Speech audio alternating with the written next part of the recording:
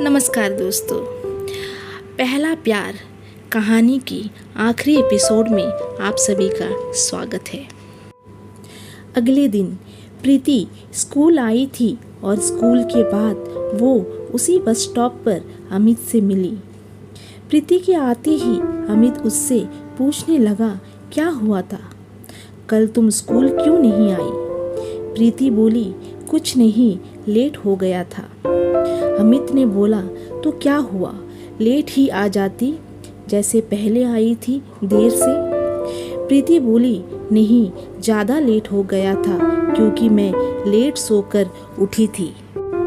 अमित मुस्कुराने लगा और फिर पूछा कि क्या सोचा, मैंने तुमसे कुछ कहा था कल? प्रीति चुप ही थी, फिर बोली, क्या बोलूं, मुझे कुछ समझ ही नहीं आ रहा है। अमित बोला, उसमें इतना क्या सोचना, मुझे पता है तुम भी मुझसे प्यार करती हो। मैंने देखा है तुम्हारी आंखों में। प्रीति मुस्कुराने लगी। फिर अमित प्रीति का जवाब समझ गया और बोला, मैं समझ गया तुम्हारा जवाब, लेकिन सुनो, मुझे तुमसे बात करना रहता है। कैसे करूं? तुम्हारे पास तो फ़ोन भी नहीं है। प्रीति बोली, तुम मुझे अपना नंबर दे दो, मैं तुम्हें फ़ोन कर दूंगी जब पापा का फ़ोन मेरे पास होगा तो, लेकिन तुम दोबारा उस नंबर पर फ़ोन नहीं करना। अमित बोला, ठीक है, और उसे अपना नंबर दे दिया और दोनों अपने घर चले गए। शाम को अमित इंतज़ार कर रहा था कि शायद प्रीति फ़ोन करे। वो अपने फ़ोन की तरफ ही बार बार देखे जा रहा था। शाम से रात हो गई, प्रीति का फ़ोन नहीं आया। अगले दिन स्कूल के बाद अमित ने प्रीति से पूछा, तुमने फ़ोन क्यों नहीं किया? वो बोली, पापा का फ़ोन नहीं था मेरे पास और मुझे समझ भी नहीं आ रहा था कि फ़ोन पर मैं क्या बात करूँगी। अमित बोला, इसमें क्या, फ़ोन करती तो बात अपने आप ही हो जाती। ऐसे ही वो दोनों रोज़ स्कूल के बाद मिलते थे और प्रीति कभी कभी अमित को फ़ोन करती थी। उनकी बातें होती थी। एक दिन ऐसा आया कि अमित का स्कूल में आखिरी दिन था, क्योंकि वो 10वीं क्लास के बोर्ड की परीक्षा शुरू होने वाली थी और 10वीं क्लास की बोर्ड परीक्षा की पढ़ाई के लिए छुट्टी होने वाली थी। दोनों आज बस स्टॉप पर मिले। प्रीति बहुत उदास थी कि कल से अमित स्कूल नहीं आएगा और अमित भी बहुत उदास था। प्रीति ने अमित से कहा कि अच्छे से पढ़ाई करना बोर्ड पेपर के लिए। अमित बोला, हाँ। अमित की आंखों में आंसू थे और उसने कहा, कल से मैं तुमसे नहीं मिल पाऊंगा। प्रीति शांत थी और बोली, ऐसे उदास मत हो, मैं तुम्हें फ़ोन करूँगी रोज़।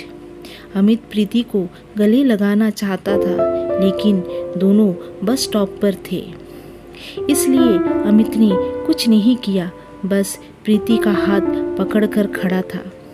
वो सोच रहा था कि काश समय इधर ही रुक जाता और दोनों हमेशा के लिए एक साथ ही रहते, लेकिन ऐसा नहीं हो सकता था। प्रीति की बस आ गई। अमित उसका हाथ छोड़ने के लिए तैयार ही नहीं था। प्रीति उसे बहुत समझा रही थी कि मुझे जाने दो, घर पहुंचने में देरी हो जाएगी तो मम्मी पूछेगी कि देर से क्यों आई। अमित फिर भी उसका हाथ छोड़ने को तैयार नहीं था। उसने प्रीति का हाथ पकड़ा ही था और बस चली गई। अब दूसरी बस कब तक आएगी? अमित बस प्रीति को देखे जा रहा था।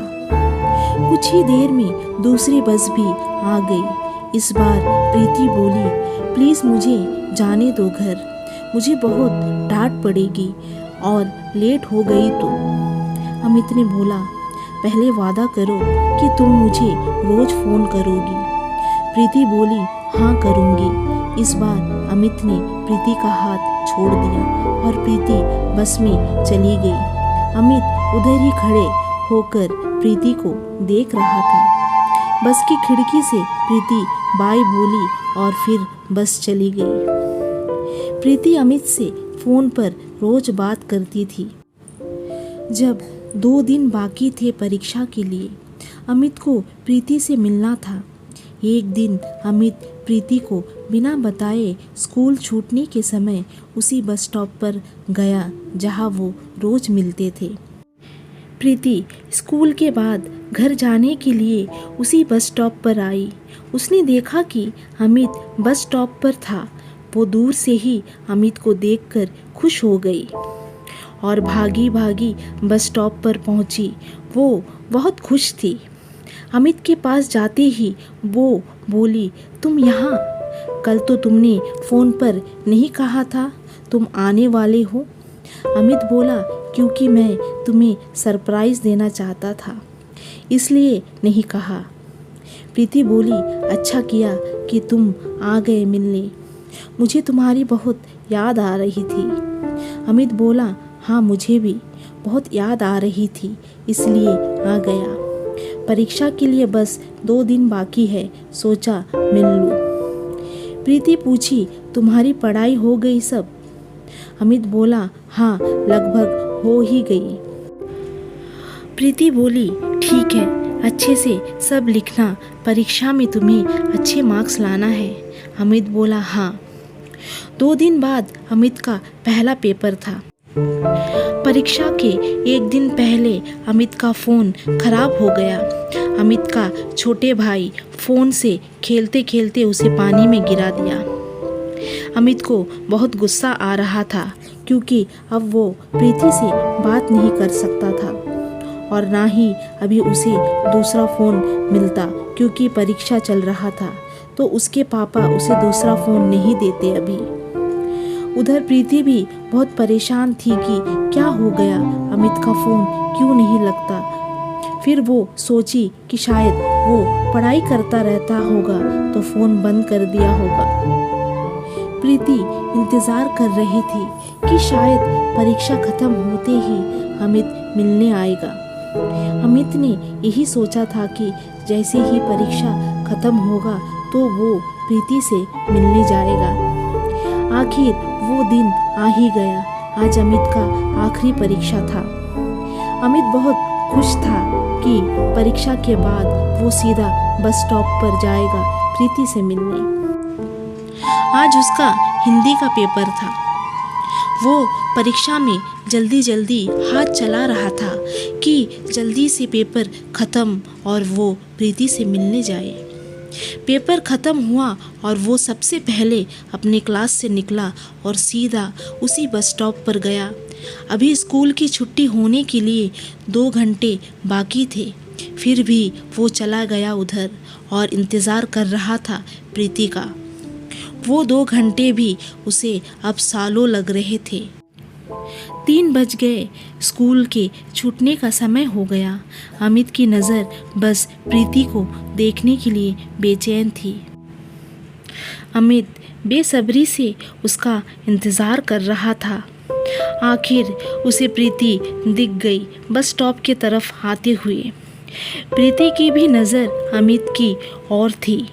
वो खुद को रोक नहीं पाई और वो दौड़ने लगी कि जल्दी से अमित के पास पहुंच जाए। उसको इतना भी ध्यान नहीं था कि वो रोड पर दौड़ रही है।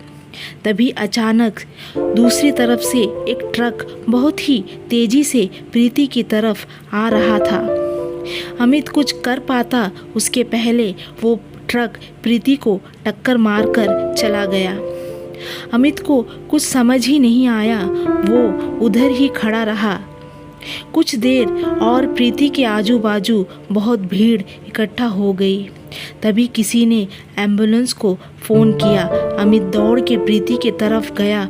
वो उसके पास जा ही रहा था कि उधर खड़े लोगों ने उसे रोक दिया। वो बिल्कुल शांत हो गया था। उसे समझ ही नहीं आया कि क्या हुआ।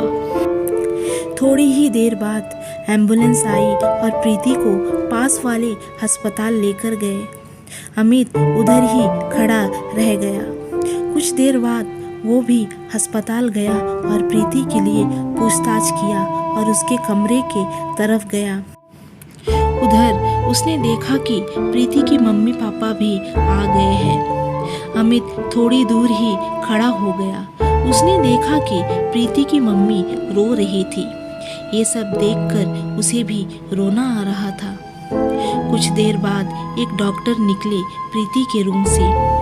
प्रीति के पापा डॉक्टर के पास गए और उनसे पूछने लगे, कैसी है मेरी बेटी, वो ठीक तो है ना? डॉक्टर उदास दिख रहे थे। फिर वो बोले, हम आपकी बेटी को नहीं बचा पाए। ये सुनते ही अमित वहाँ से चला गया। उसे बिल्कुल समझ नहीं आ रहा था कि वो कहाँ जाए, क्या करे। वो बस स्टॉप के थोड़ी दूर पर एक गार्डन था, वहाँ जाकर बैठ गया। वो बहुत रोने लगा। उसे प्रीति की बहुत याद आ रही थी। वो सोच रहा था कि प्रीति उसकी वजह से ही आज उसके साथ नहीं है। ना वो आज उससे मिलने आता और ना ही वो सब हुआ होता। शाम हो गई थी। अमित वहाँ ही बैठकर बहुत रोए जा रहा था। फिर किसी ने अमित को रोते हुए देखा तो उससे पूछा, क्या हुआ, तुम यहाँ बैठकर क्यों रो रहे हो? अमित कुछ नहीं बोला। फिर उस आदमी ने कहा कि घर जाओ, बहुत देर हो गई है। तुम्हारे मम्मी पापा तुम्हारा इंतज़ार कर रहे होंगे। वो उधर से उठा और धीरे धीरे चलते चलते घर आया। उसकी मम्मी उससे पूछने लगी, कहाँ था इतने देर तक और परीक्षा कैसा था आज का? अमित बोला, ठीक था, और वो परीक्षा के बाद अपने दोस्त के घर चला गया था। इतना बोलकर वो अपने कमरे में चला गया। उसे खुद पर बहुत गुस्सा आ रहा था। वो बहुत रोया। वो खुद को माफ़ नहीं कर पा रहा था। वो बस यही सोच रहा था कि सब उसकी गलती थी। प्रीति की वो हालत उसकी वजह से हुई। कुछ महीनों बाद अमित का रिजल्ट आया, बोर्ड परीक्षा का। उसने अपना रिजल्ट देखा और वो अच्छे नंबरों से पास हुआ था। उसे अपने रिजल्ट की कोई खुशी नहीं हुई। वो बस यही सोच रहा था कि प्रीति होती तो वो कितनी खुश होती उसका रिजल्ट देखकर। अमित अब बिल्कुल बदल गया था। अब वो ज़्यादा किसी से बात भी नहीं करता था, बस अकेले अकेले रहता था। आगे की पढ़ाई के लिए उसकी मम्मी पापा ने उसे हॉस्टल भेज दिया। अमित वहाँ जाकर थोड़ा बदल रहा था। अब वो बाकी लोगों में थोड़ा घुल मिलकर रहता था, लेकिन वो प्रीति को नहीं भूला था और ना ही खुद को माफ़ कर पाता था। वो पूरी जिंदगी खुद को प्रीति का गुनहगार समझता रहा। वो बस सोचता रहता कि उसकी वजह से ही प्रीति उसे हमेशा के लिए छोड़कर चली गई। तो दोस्तों, ये कहानी यही समाप्त होती है। अगर कहानी अच्छी लगे तो नीचे कमेंट करके ज़रूर बताइए। धन्यवाद।